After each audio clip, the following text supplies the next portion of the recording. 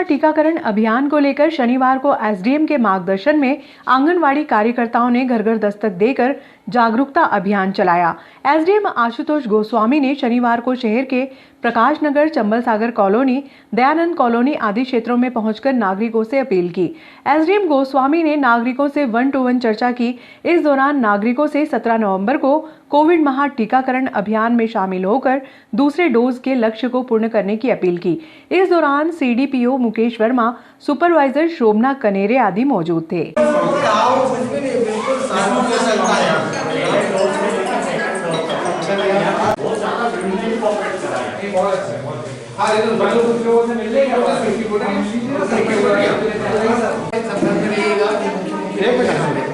के माध्यम से देखिए, आप लोग यदि हम अकेले कहाँ तो आप लोग हैं ना, आप लोग हैं यहाँ पे, यहाँ के जो सदस्य हैं, लोग हैं, वही क्या ना, आप सबका सहयोग लिया करो मैडम, है ना। आप लोग, आपकी बात भी सब लोग मानते हैं, है ना, आप सभी लोगों की, तो अपन लोग सभी का सहयोग से करेंगे तो कोई दिक्कत नहीं होगी मैडम, ठीक है।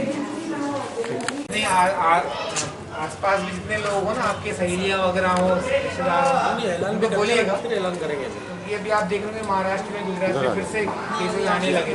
एक बार हम लोग सुरक्षित हो जाएंगे तो बढ़िया रहेगा।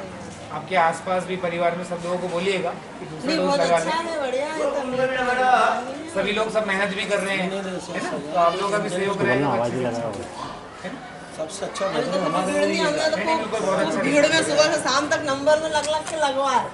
बहुत अच्छा, थैंक यू। बिल्कुल हम लोग और देखेंगे।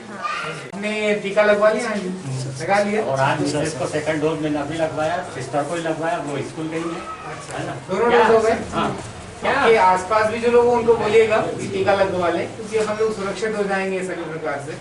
गुजरात, महाराष्ट्र में केसेस आ रहे हैं, तो अपन लोग यदि अभी सुविधा भी दे रही है सरकार कि पास के पास मस्जिद में इतना हो भी रहा है। और जो लोग रह गए उनको बुधवार का बताइएगा, महाअभियान रहेगा, बुधवार को अपना और बड़े चलना है ना। Thank you. अभी बाद में ये लगा था ना, इसके बाद में आपने तो बुधवार को आप आ जाइए, बुधवार को आप आ जाइएगा, बुधवार को। हाँ, अभी हो जाएगा। ये लगवा क्या बुधवार को आप लगवा लीजिएगा, महाअभियान रहेगा। जो लोग रह गए हैं अपन क्या जल्दी लगवा के छुट्टी पाए ना, अच्छा सुरक्षित हो जाएंगे। इनके तो और 4-5 दिन कम पड़ रहे थे तो भी लगवाएगा। जी जी।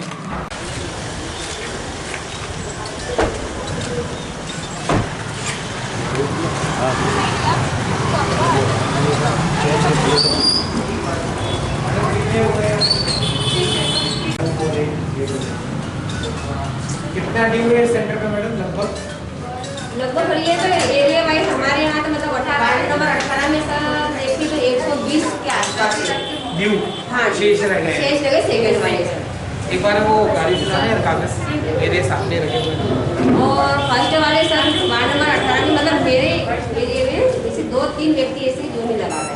एक की तबीयत खराब है और एक बोले मैं तो नहीं, अपन सिर्फ सेकंड डोज की बात कर रहे हैं। सेकंड में सर मेरे 18 वार्ड में मतलब दोनों के इसमें वो 110 और 120 के आसपास ही सर इनको आप करा लें मैडम। बिल्कुल सर, हम सर वो क्या जिनकी डेट कंप्लीट नहीं हुई है वो लोग भी आ रहे सर, आगे हो रहे हैं। बुधवार का महाअभियान का भी आप बोल दीजिए। नहीं बोल दिया अभी कैसे प्रॉब्लम है इनके साथ वो नहीं लगवा रहे, वो बोले हमारे दिसंबर में हो रही है। हां ये जनवरी में हो रही है।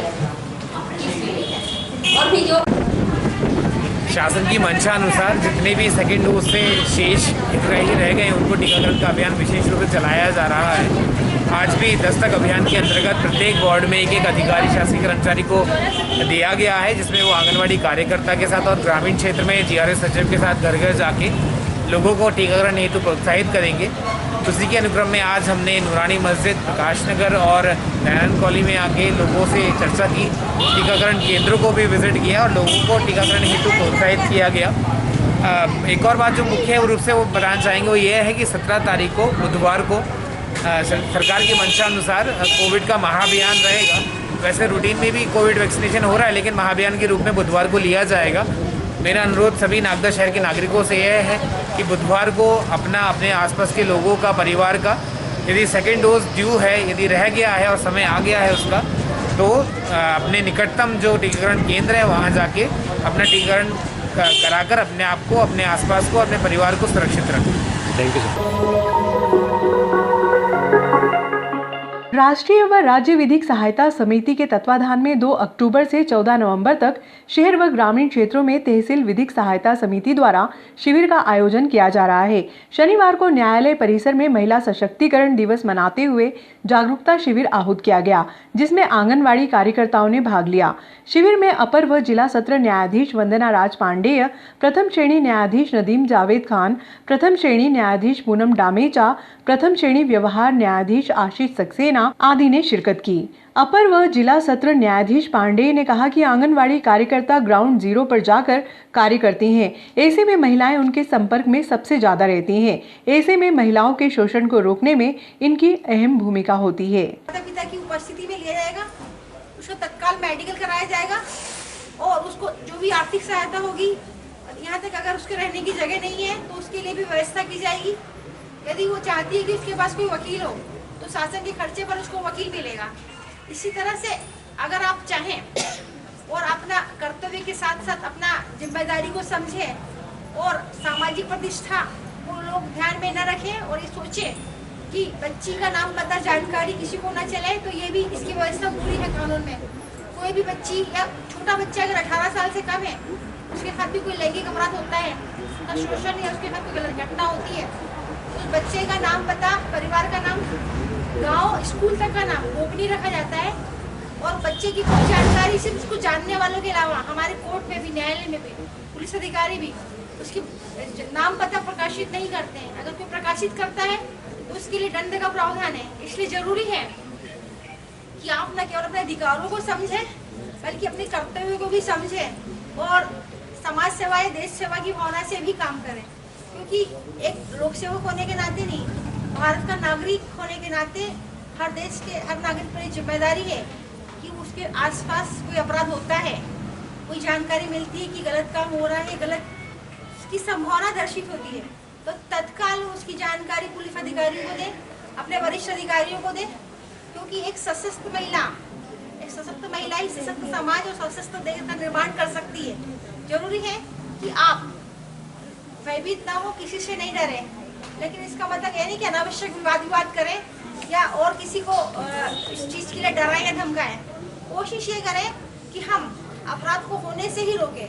अपराध होने के बाद हमारे साथ, आपके साथ पुलिस है, डॉक्टर है, हम लोग हैं, लेकिन अपराध होने के पहले अपराध को रोकने का काम आप लोगों का है। तो कोशिश कीजिएगा कि हम न केवल हम लोग बल्कि आप लोग भी अपने कर्तव्यों का पालन करें और अच्छे देश के समाज में निर्माण में सहयोग दें और महिला सशक्तिकरण को सार्थक करें।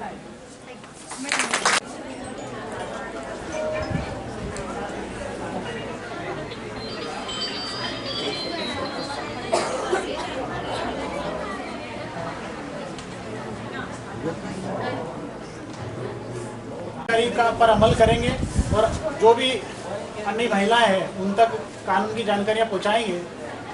और आप सभी आज इस कार्यक्रम में उपस्थित हुए, आपने बड़ा धैर्यपूर्वक इन बातों को सुना। इसके लिए मैं न्यायालय परिवार की ओर से आप सभी का धन्यवाद और आभार प्रदर्शन करता हूं। Thank you. आंगनवाड़ी कार्यकर्ताओं ने शनिवार को एसडीएम कार्यालय का घेराव कर प्रदर्शन किया। इस दौरान एसडीएम को समस्याओं के समाधान के लिए ज्ञापन सौंपा।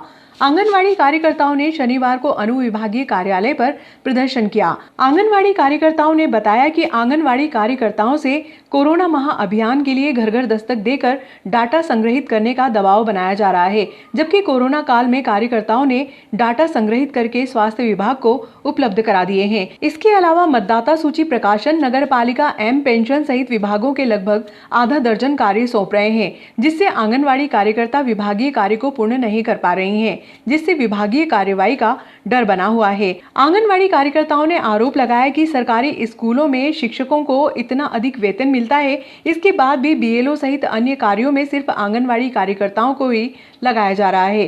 ज्ञापन सौंपने के दौरान नागदा सहित आसपास के ग्रामीण क्षेत्रों की बड़ी संख्या में आंगनवाड़ी कार्यकर्ताएं मौजूद थी। हम लोगों से एक ही समय में बहुत सारे काम लिए जा रहे हैं। उसकी वजह से आज हम लोग ये आवेदन दे रहे हैं। हम काम करने के लिए नट नहीं रहे, लेकिन हमको कोई भी प्रोत्साहन राशि नहीं दी जाती है। जैसे अभी एम पेंशन ऐप का काम कर रहे हैं हम नगर पालिका का, उसके लिए हमारा ही डाटा, हमारा मोबाइल, उसका 1 रुपया भी नहीं मिल रहा है। इसके अलावा अभी हम ऑलरेडी BLO हैं, उसका तो हमको मिलता है, लेकिन अभी उसके अलावा हमको कोरोना का लिस्ट बनाने की दी है और 2 दिन का टाइम है हमारे पास। हमारे हर वार्ड में 2-2 ढाई हज़ार जनसंख्या है, उसमें वयस्कों को लो तो उन सभी ने कोरोना वैक्सीन लगवाया है, तो उन सबकी हम रिपोर्टिंग बनाएंगे तो उसमें उनका नाम, उनका आधार, उनका मोबाइल, उनकी फर्स्ट डोज की डेट, सेकंड डोज, इतना बनाने में काफ़ी समय लगेगा हम लोगों को। और हमको 2 टाइम और इधर BLO की ड्यूटी भी देनी है, उधर आंगनवाड़ी से संबंधित हर कार्य करना है, बिल्कुल अपडेट रखना हर चीज़। तो हम एक समय में कितने काम करें आप बताइए प्लीज।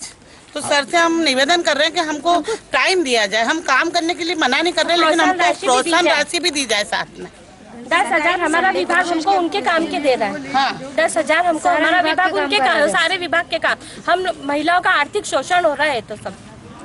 और जबकि ये जो डाटा है कोविड का, ये स्वास्थ्य विभाग के पास ऑलरेडी सेव है, तो उसमें से आपको पूरी लिस्ट मिल जाएगी। हम एक एक घर जाएंगे और किसी के पास मोबाइल नंबर नहीं, किसी को याद ही नहीं है कि हमने फर्स्ट डोज कब लगवाया, तो हम कैसे क्या लिस्ट बनाएंगे? कितनी बार लिस्ट बनाए? प्रथम डोज की बना दी, सेकंड की बना दी, अब क्या क्या करें बताइए? उसमें भी हमको फॉर्म नंबर 6, 7, 8 ये लेना, हमको संडे को भी ड्यूटी देनी है, तो हम ये वैक्सीन वाली लिस्ट कब बनाया आप बताइए? और हमसे बार बार बोला जाता है कि भाई साइका है, तो साइका भी अपने स्तर पे कर ही रही है, हम भी कर रहे हैं, फिर भी सब मिलकर कोऑपरेट कर रहे हैं, लेकिन बिल्कुल टाइम दिया गया कि आपको 2 दिन के अंदर देनी, तो कैसे देंगे? सारी जानकारियाँ मान लो मोबाइल नंबर अपन ने सर्वे करा, ये करा तो है। पोस्ट किया था, उसमें भी इन लोगों ने प्रेशर किया था आपको इतना करना ही है। अगर व्यक्ति नहीं करवाना चाहे, अकाउंट नहीं खुलवाना चाहे, तो ये कुछ जबरदस्ती है। लॉकडाउन हर चीज में हम लोग प्रेशराइज करा जाता है कि आपको ये काम करना ही पड़ेगा और समय दिया भी जाता है। कंट्रोल पर हमको नोडल अधिकारी बना दिया गया है, उस पर हर 7 तारीख को हमको जाना अनिवार्य हो चुका है। 9 बजे चाहे हम बीमारियाँ कुछ भी है, लेकिन हमको जाना है, हमारा अंगूठा लगेगा जब भी वो ID खुलेगी। तो मतलब एक ही व्यक्ति को इतनी बुरी तरीके से तला जा रहा है कि इतना प्रेशराइज किया जा रहा है कि मानसिक रूप से वो व्यक्ति फ्रस्ट्रेट हो गया, कुछ कर ही नहीं पा रहे, ना हमारा दिमाग काम कर रहा है। घर वाले में चिल्लाने लग गए, नहीं महिला को शोषण। हमारा अपना भी तो फैमिली है, हमारा भी तो परिवार है, हम सारा समय हमारे आंगनवाड़ी में ही दिया करेंगे और दूसरे डिपार्टमेंट में भी तो है। अगर हम उनको समय नहीं देंगे और नहीं घर का काम करेंगे तो हम लोग जाएंगे कहाँ? यही काम करेंगे तो सर आर्थिक रूप से शोषण हो रहा है, मानसिक शारीरिक पूरी तरीके से शोषण हो रहा है। आज यहाँ पे आने का क्या उद्देश्य है आपके यहाँ पे आने? हम अन्य विभाग के कार्य से हमें मुक्त किया जाए। हम हमारे विभाग का काम, हमारा काम है कुपोषण को हटाना, तो कुपोषण को कैसे हटाएंगे? हम कब फोकस करेंगे बच्चों को? तो फोकस करेंगे। अभी 15 तारीख से हमारे आंगनवाड़ी में बच्चे आने लग जाएंगे, फिर हम उनकी तरफ ध्यान देंगे कि ये अन्य काम करेंगे। हम अपने विभाग का काम नहीं कर पाते हैं, अन्य विभागों के काम हमको इतने ज्यादा थोप दिए जाते हैं कि अपने विभाग का हम काम नहीं कर पाते। में इट्स अर्जेंट क्या है ये? क्या हो? SDM आशुतोष गोस्वामी ने कहा कि स्थानीय स्तर पर जिन मामलों का पटाक्षेप हो सकता है उसके लिए प्रयास किए जाएंगे। अन्य विभागों के कार्य करने का मामला भोपाल स्तर का है, इसके लिए वरिष्ठ अधिकारियों को अवगत कराया जाएगा। वर्तमान समय में पटवारी ग्राम सचिव पर कार्य का दबाव अधिक होने से विरोधाभास हो रहा है।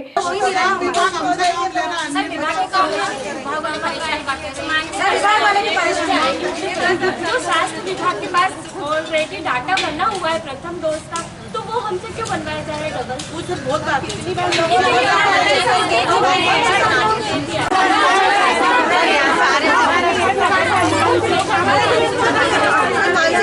परेशान हो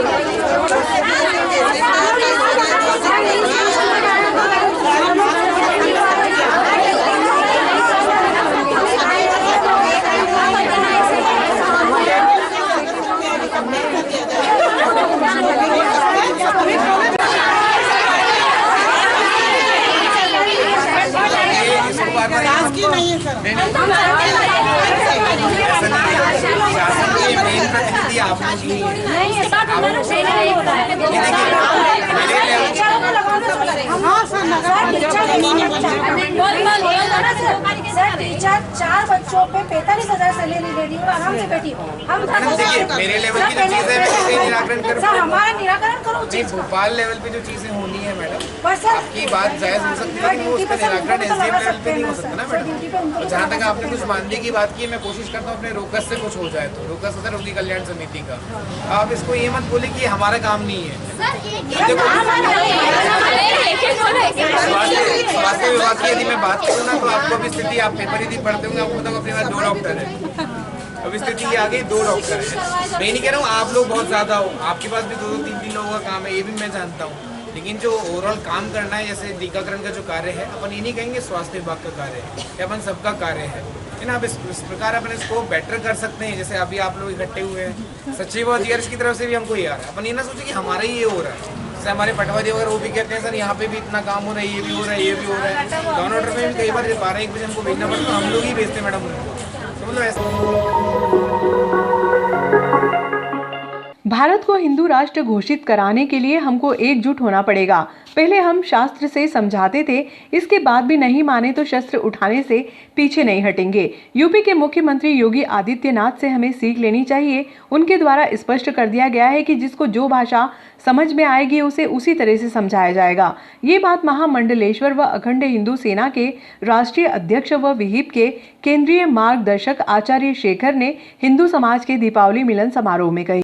लेकिन जब तक हमारे देश में सनातनियों की संख्या नहीं बढ़ेगी, तब तक हम कितने भी मंदिर बना लें, हम सुरक्षित रहेंगे क्या, ये एक प्रश्न है।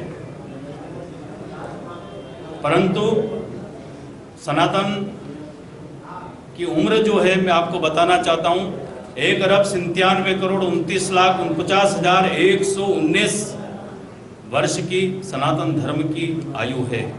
और जब तक हम एक भी जिंदा रहेंगे, हमारे धर्म के प्रति हमारी आस्था, हमारे ग्रंथों के प्रति हमारी आस्था अटूट रूप से बनी रहेगी। हमारे देश का दुर्भाग्य रहा कि आज़ादी के बाद हमें जो शिक्षा मंत्री मिले, 5 सपोले थे, 5 मुगल से उत्पन्न हुए जिहादी थे। उन्होंने सिर्फ अकबर, बाबर, हुमायूं पढ़ाया, उन्होंने गुरु गोविंद सिंह जी को नहीं पढ़ाया, उन्होंने महाराणा प्रताप शिवाजी को नहीं पढ़ाया, उन्होंने कब्र में कीड़े मकोड़े पैदा होने वाले लोगों का इतिहास बताया। यह हमारे देश का दुर्भाग्य रहा। जब जब बताया गया तो जोधाबाई के चरित्र को बिगाड़ कर बताया गया।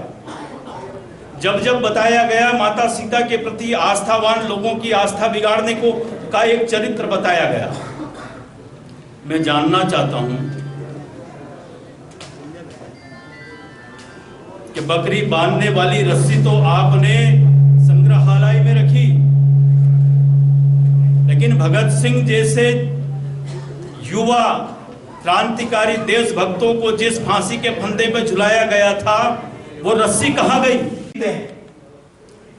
लेकिन अपनों के लिए जीने का भाव, समाज के लिए जीने का भाव, राष्ट्र के लिए जीने का भाव, यह उदात्त मानवता का लक्षण है। क्योंकि बोलने का आदेश है तो 2 शब्द जरूर कहूँगा। सर्वप्रथम मैं संतों को और मंचासी नंदियों को प्रणाम करता हूँ। मुझे एक छोटा सा किस्सा याद आ रहा है कि जब नलिनी को दायित्व दिया गया कि आप जो है जाएं और पूरा जो है ब्रिज बनाए ताकि अपन रावण के पास तक पहुंच सके, तो भगवान बैठे एवं मंचासीन यहाँ पे विश्व हिंदू परिषद के आशुतोष जी, विनोद जी शर्मा एवं दमदारी से लड़ने वाले इस प्रकरण जो हमारे हिंदुत्व एवं देश के लेकर जो मामले होते हैं उसको वीरेंद्र जी शर्मा एवं अखाड़ा को चलाने वाले, संचालित करने वाले विक्रम जी को एवं केशवानंद जी महाराज एवं मंचासीन उज्जैन के रुपेश जी ठाकुर जो किसी परिचय के मुहताज नहीं है और उज्जैन महाकाल की नगरी में दमदारी से हिंदुत्व का अलग जगाने वाले ऐसे रुपेश जी ठाकुर एवं यहाँ पे मंच कार्यक्रम में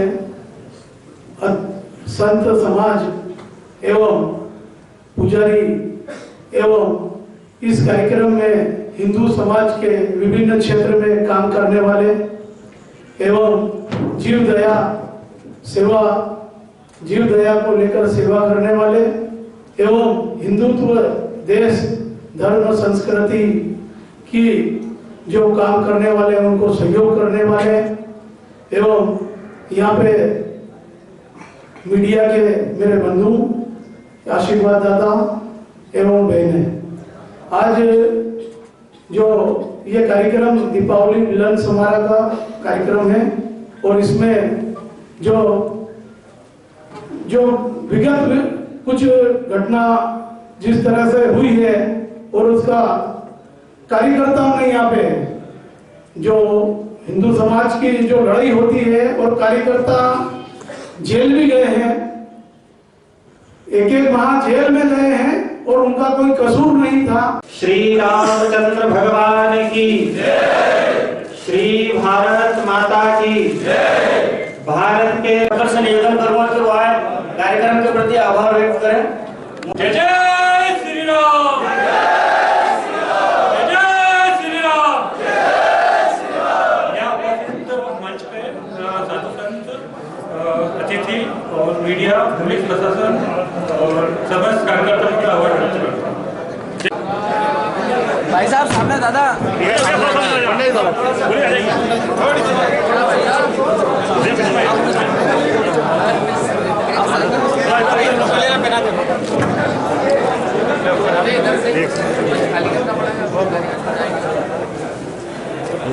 भैया ₹10 जय Bajrang.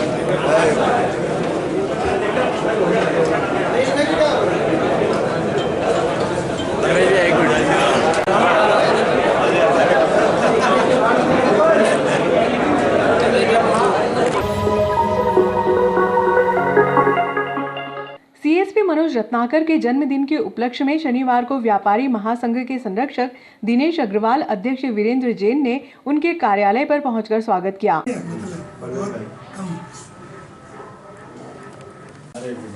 Thank you, thank you.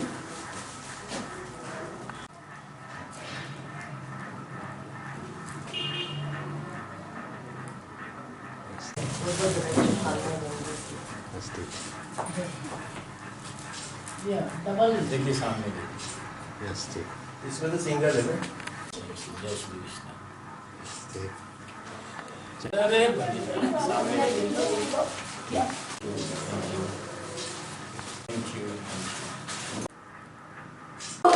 Happy birthday to you, happy birthday dear भैया, happy birthday to you। Thank you.